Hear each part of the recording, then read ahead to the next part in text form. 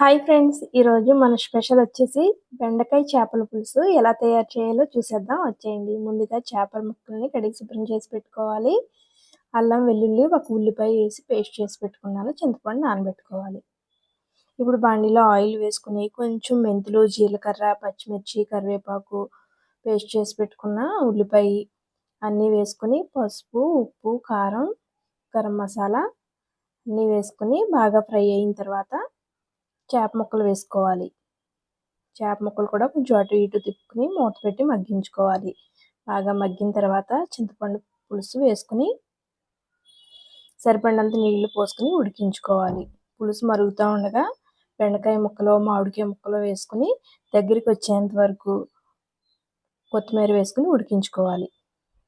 లాస్ట్లో కొంచెం మిరియాల పొడి, కొత్తిమీర వేసుకుని చల్లారిన తర్వాత డిష్ అవుట్ చేసుకోవటమే. బెండకాయ చేపల పులుసు రెడీ అయిపోయింది. చూసారా, చూస్తుంటేనే తినేయాలనిపిస్తుంది కదా. టేస్ట్ అయితే చాలా బాగుంటుందండి. బెండకాయ పులుసులో ఉడకటంతో చాలా రుచిగా ఉంటుంది. ఒక బెండకాయ ముక్క వేసుకుని మామిడికాయ ముక్క, చేప ముక్క వేసుకుని తింటే పులుసుతో సూపర్ టేస్ట్ ఉంటుందండి. పులుసు అయితే చాలా బాగా వచ్చింది. మీరు కూడా ఒకసారి ట్రై చేసి చూడండి. ఈ వీడియో కనుక నచ్చినట్లయితే లైక్ చేయండి. Thank you all.